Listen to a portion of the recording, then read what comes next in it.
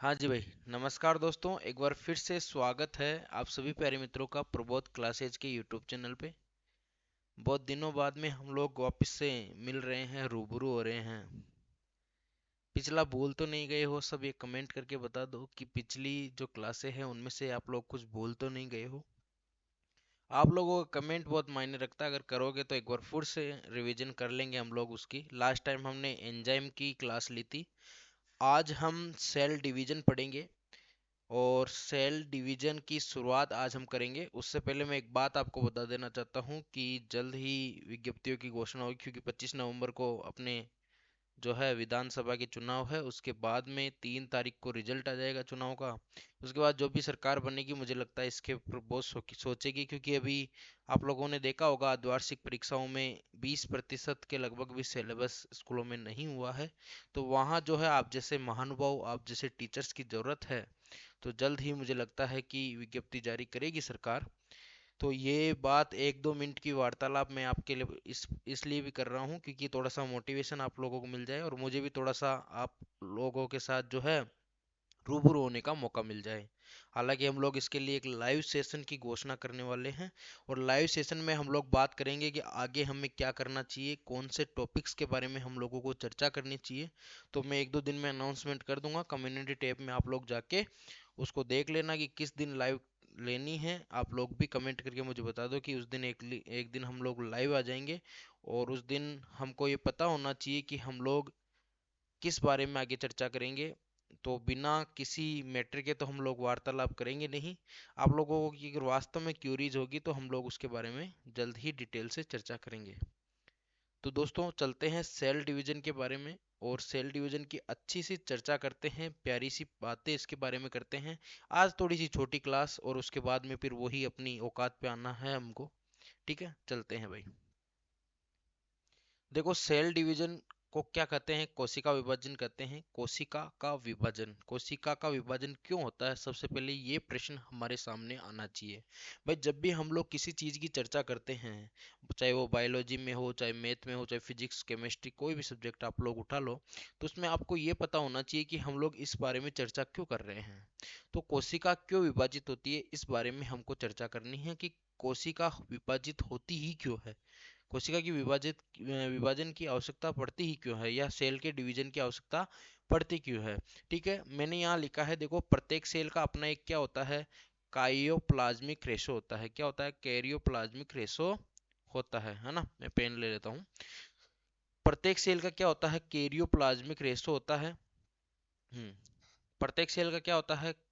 Karyoplasmic ratio होता है, या कैरियोप्लाज्मिक इंडेक्स होता है, या फिर इसको न्यूक्लियोप्लाज्मिक रेशो बोल सकते हैं, है ना। अब अगर जब ये रेशो परिवर्तित हो जाएगा तो कोशिका विभाजित हो जाएगी। मतलब कि एक प्रकार का एक रेशो रहता है। जैसे मान लो अपन 1:1 की बात करें, तो अगर दोनों का अनुपात बराबर है तो ठीक है। अगर मैं कह दूं यहाँ 2:1 की बात करता हूँ, 2:1 की मैं बात करता हूँ, तो यहाँ रेशो क्या होता है? परिवर्तित हो गया। तो सेल वहाँ डिवीजन हो जाएगी। तो अपन एक कैरियोप्लाज्मिक रेशो के बारे में जानते हैं कि ये होता क्या है वास्तव में। इसका मैंने एक सूत्र यहाँ लिखा है, और ये सूत्र आपको एग्जाम की दृष्टि से इम्पोर्टेंट याद रखनी है आपको। के आई यानी कैरियोप्लाज्मिक रेशो किसकी किसकी वॉल्यूम, एक तो न्यूक्लियस की वॉल्यूम बटेवा अपन को वॉल्यूम सेल की, और उसमें से माइनस निकालनी है किसकी? न्यूक्लियस की वैल्यू। आपको समझ में आ रहा है? देखो, जब न्यूक्लियस आपको कैरियोप्लाज्मिक रेशो निकालना है, तो वॉल्यूम किसकी? न्यूक्लियस की वॉल्यूम में किसका भाग देना है हमको? सेल की वॉल्यूम का, और उसमें से पहले न्यूक्लियस की वॉल्यूम माइनस करनी है। तो आपको समझ में आ रहा होगा, है ना। तो मैं यहाँ पे ये लिख सकता हूँ ना कि वी सी, मैं यहाँ पे ये लिख सकता हूँ कि के आई बराबर V C upon, sorry, V N upon V C minus V N. तो ये आपको एक शॉर्ट फॉर्म में याद रख लेना है। अपन इसको ये भी बोल सकते हैं न्यूक्लियोप्लाज्मिक बटा साइटोप्लाज्म। न्यूक्लियोप्लाज्म बटा साइटोप्लाज्म। साइटोप्लाज्म क्या होता है? अपनी सेल की वॉल्यूम, और उसमें से क्या निकाल देंगे अब लोग? न्यूक्लियस की वॉल्यूम। तो अपने पास साइटोप्लाज्म हो जाएगा, है ना। और अपन न्यूक्लियोप्लाज्म देखेंगे तो वॉल्यूम किसकी? न्यूक्लियस की, है ना, केंद्रक की वॉल्यूम। ठीक है, ये आगे चलते हैं और हम लोग सेल डिवीजन को अच्छे से समझने की कोशिश करते हैं। देखो, सेल डिवीजन दो प्रकार का होता है। मेरी नज़र में सेल डिवीजन कितने प्रकार का? दो प्रकार का। दोनों ही प्रकार याद रखो, एक है माइटोसिस, एक है मियोसिस। कौन कौन सा? एक है माइटोसिस, एक है मियोसिस। याद रखो, एक तो है माइटोसिस, एक है मियोसिस।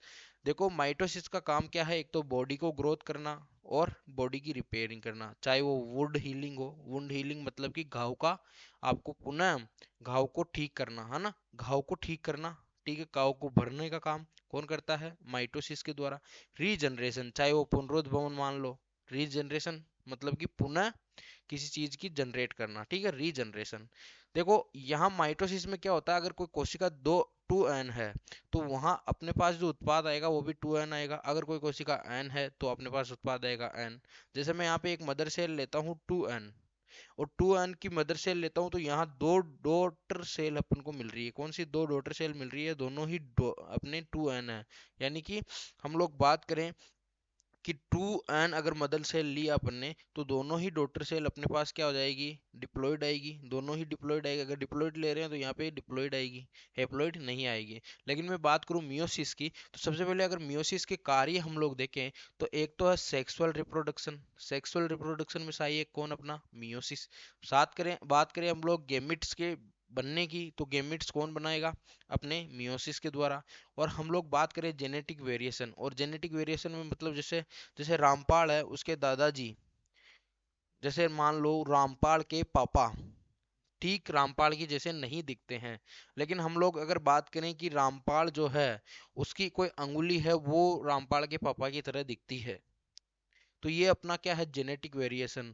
फिर पड़ोसी आके बात करते हैं उसके बारे में कि यार इसकी शक्ल तो गई है इसकी बुआ पे, और इसके जो है हाथ पैर गए हैं किसी पे और पे बता देते हैं। तो ये अपना जेनेटिक वेरिएशन है। और यहाँ पे जो है रिड्यूशन होता है। क्या होता है? रिड्यूशन होता है ना।